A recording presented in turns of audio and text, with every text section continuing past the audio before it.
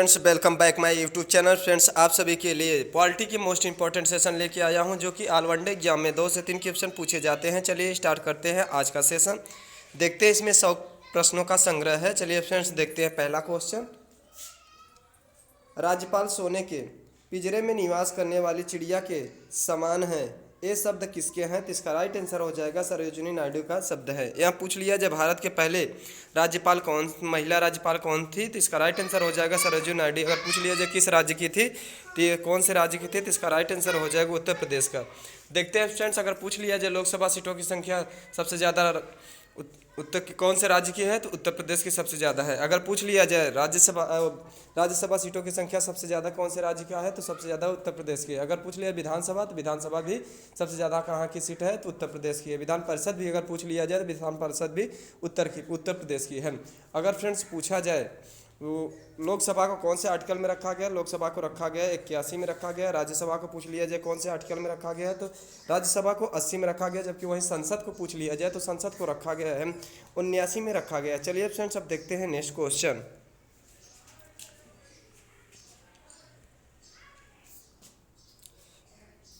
किसकी अनुमति के बिना राज्य के विधानसभा में कोई धन विधेयक पास नहीं होता, तो इसका राइट आंसर हो जाएगा राज्यपाल। राज्यपाल का पद पूछ लिया जाए कौन से आर्टिकल में रखा गया है, तो 153 के तहत रखा गया है। राज्यपाल के पद का वर्णन किया गया है। चलिए फ्रेंड्स देखते हैं अब नेक्स्ट क्वेश्चन। पूछ लिया जाए राज्यपाल द्वारा जारी किया गया अध्यादेश किसके द्वारा मंजूर किया जाता है, तो इसका राइट आंसर हो जाएगा विधानमंडल के द्वारा जारी किया जाता है। चलिए फ्रेंड्स अब देखते हैं नेक्स्ट क्वेश्चन। ये पूछ लिया जाए कौन से आर्टिकल के तहत रखा जाता है, तो 213 के तहत रखा जाता है। चलिए फ्रेंड्स देखते हैं अब नेक्स्ट क्वेश्चन। राज्य सरकार को कौन भंग कर सकता है, तो इसका राइट आंसर हो जाएगा राज्यपाल भंग कर सकता है। कौन कर सकता है, तो इसका राइट आंसर हो जाएगा राज्यपाल भंग कर सकता है। देखते हैं फ्रेंड्स नेक्स्ट क्वेश्चन। अगर पूछा जाए उच्च न्यायालय के न्यायाधीशों की नियुक्ति कौन करता है, तो इसका राइट आंसर हो जाएगा राष्ट्रपति करता है। राष्ट्रपति का पद अगर पूछ लिया जाए तो आर्टिकल 52 में रखा गया है।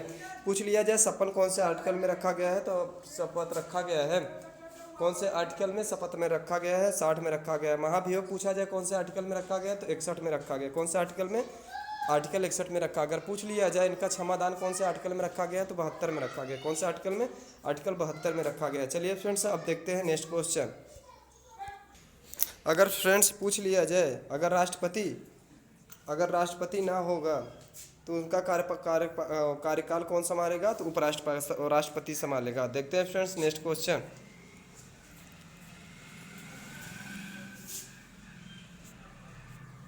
पूछ लिया जाए उच्च न्यायालय का न्यायाधीश कितनी आयु तक अपने पद पर रह सकता है, तो इसका राइट आंसर हो जाएगा 65 वर्ष तक अपने पद पर रह सकता है। चलिए फ्रेंड्स देखते हैं नेक्स्ट क्वेश्चन।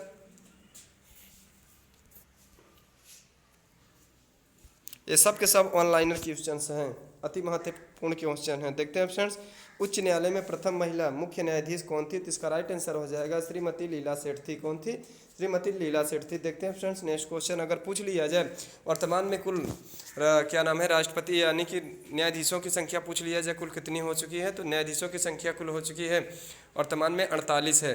अब पूछ ली कितनी हो चुकी है, तो न्यायाधीशों की संख्या एक ही होती है। उच्च न्यायालय के न्यायाधीशों की संख्या कितनी होती है, तो एक होती है। अगर पूछ लिया जाए वो वर्तमान में कौन से नंबर के हैं, तो 38वें नंबर के हैं। कौन है, अगर पूछ लिया जाए 46वें नंबर के कौन है, 45वें नंबर के कौन थे, 45वें नंबर के दीपक मिश्रा। अगर 46वें नंबर के पूछ लिया जाए तो 46वें नंबर के थे रंजन गोगोई थे। 47वें नंबर के पूछ लिया जाए तो 47वें नंबर के थे अरविंद बोबड़े थे। कौन थे, तो अरविंद बोबड़े थे। अब चलिए फ्रेंड्स देखते हैं नेक्स्ट।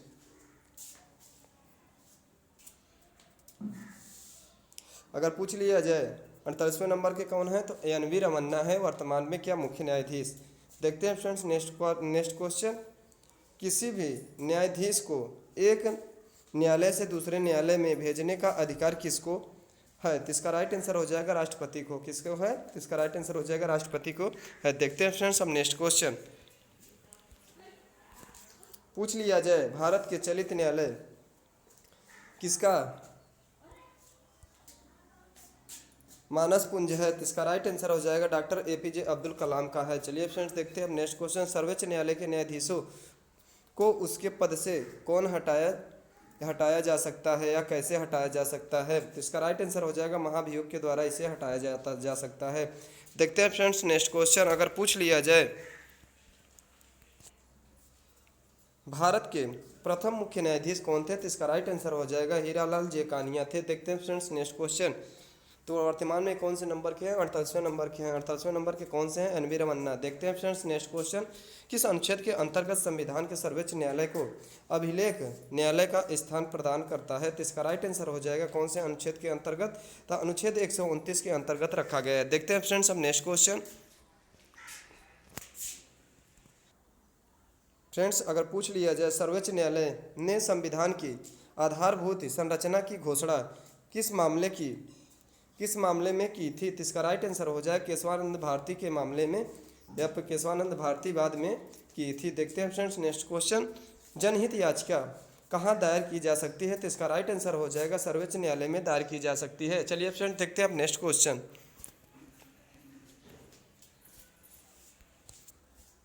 भारत में वैध प्रभुसत्ता किसमें निहित है? तो इसका राइट आंसर हो जाएगा संविधान में निहित है। देखते हैं फ्रेंड्स नेक्स्ट क्वेश्चन, भारतीय संविधान की संरचना किस प्रकार की है? तो इसका राइट आंसर हो जाएगा कुछ एकल और कुछ कठोर, यानी कि कुछ नॉर्मल और कुछ कठोर है। अगर पूछ लिया जाए कौन सा है तो हो जाएगा एकात्मक, यानी कि देखते हैं फ्रेंड्स अब नेक्स्ट क्वेश्चन, लिखित संविधान की अवधारणा ने कहाँ जन्म लिया? तो इसका राइट आंसर हो जाएगा कहाँ लिया? तो फ्रांस में लिया। देखते हैं फ्रेंड्स अब नेक्स्ट क्वेश्चन, पूछ लिया जाए विश्व का सबसे बड़ा संविधान किसका है? तो विश्व में सबसे बड़ा संविधान भारत का संविधान है। पूछ लिया जाए कौन सा संविधान है? संविधान दो प्रकार का होता है, लिखित संविधान होता है, अलिखित संविधान होता है। लिखित संविधान किसे कहते हैं? जो सारे प्रावधान और कानून लिखित रूप से पाए जाते हैं उसे हम क्या कहते हैं? लिखित संविधान कहते हैं। जबकि अगर पूछ लिया जाए अलिखित संविधान किसे कहते हैं? तो अलिखित संविधान हम उसे कहते हैं जो परंपराओं पर आधारित होते हैं, उसे हम क्या कहते हैं? अलिखित संविधान कहते हैं। चलिए फ्रेंड्स देखते हैं अब नेक्स्ट क्वेश्चन, अध्यक्षात्मक शासन का उदय सर्वप्रथम कहाँ हुआ? तो इसका राइट आंसर हो जाएगा संयुक्त राज्य अमेरिका में हुआ। पूछ लिया जाए प्रस्तावना कहाँ से लिया गया है? तो प्रस्तावना लिया गया है अमेरिका से लिया गया। अगर पूछ लिया जाए प्रस्तावना की भाषा कौन से देश से लिया गया है? तो प्रस्तावना की भाषा ऑस्ट्रेलिया से लिया गया है। चलिए फ्रेंड्स अब देखते हैं नेक्स्ट क्वेश्चन, भारतीय संविधान में नागरिकों को कितने मूल अधिकार प्राप्त हैं? तो इसका राइट आंसर हो जाएगा 6 प्राप्त हैं। पहले कितने थे? तो पहले 7 थे, परंतु संपत्ति को अधिकार को हटाकर अनुच्छेद 31 से हटा के अनुच्छेद 300 क में जोड़ दिया गया है। इसे कौन सा अधिकार बनाया गया है? विधिक अधिकार में बना दिया गया है। अब पूछ लिया जाए कितने हैं? तो वर्तमान में इनकी संख्या कुल 6 है और संपत्ति के अधिकार को समाप्त करके कौन से विधिक अधिकार में जोड़ दिया गया है। देखते हैं फ्रेंड्स अब नेक्स्ट क्वेश्चन, संविधान के किस अनुच्छेद में राज्य में नीति निर्देशक तत्व का उल्लेख है? तो इसका राइट आंसर हो जाएगा 36 से लेकर 51 तक। अगर पूछा जाए कौन से भाग में रखा गया है? तो भाग में रखा गया है 4 भाग में रखा गया है, भाग नंबर 4 में रखा गया है। देखते हैं फ्रेंड्स नेक्स्ट क्वेश्चन, लोकसभा तथा राज्यसभा की संयुक्त बैठक कब होती है? तो इसका राइट आंसर हो जाएगा संसद का सत्र शुरू होने पर रखी जाती है। कब? संसद के सत्र शुरू होने पर की जाती है। चलिए फ्रेंड्स देखते हैं अब नेक्स्ट क्वेश्चन,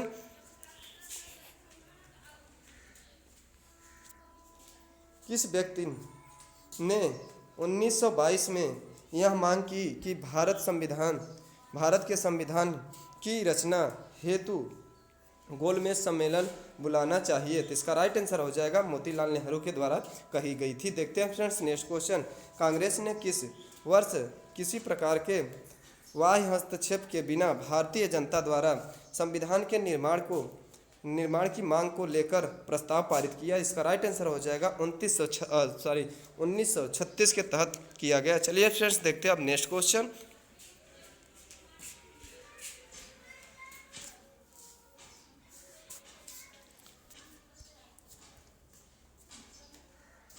वर्ष 1938 में किस व्यक्ति ने वयस्क मताधिकार पर संविधान सभा के गठन की मांग की थी? तो इसका राइट आंसर हो जाएगा पंडित जवाहरलाल नेहरू ने मांग की थी। अगर पूछ लिया जाए सबसे पहले कि इन्होंने कब बताया कि भारत का एक संविधान होना चाहिए, तो वी.एन. राय ने बताया था। कब बताया था? 1934 ईस्वी में, जबकि 1935 ईस्वी में पंडित जवाहरलाल नेहरू ने भारतीय संविधान की मांग की थी। चलिए फ्रेंड्स देखते हैं अब नेक्स्ट क्वेश्चन, आज का लास्ट क्वेश्चन है, वर्ष 1942 में किस योजना के तहत यह स्वीकार किया गया कि भारत में एक निर्वाचित संविधान सभा का गठन होगा जो युद्धोपरांत संविधान का निर्माण करेगी? तो इसका राइट आंसर हो जाएगा क्रिप्स योजना के तहत की गई। कब की गई? क्रिप्स प्रस्ताव को कब लाया गया? तो 1942 में लाया गया। फ्रेंड्स, आज का वीडियो आप सभी को कैसा लगा? अगर अच्छा लगा तो लाइक, सब्सक्राइब और शेयर करना ना भूले। ऐसे कंटेंट को प्राप्त करने के लिए हमारे चैनल को लाइक, सब्सक्राइब, शेयर करना ना भूले। थैंक यू फ्रेंड्स, धन्यवाद।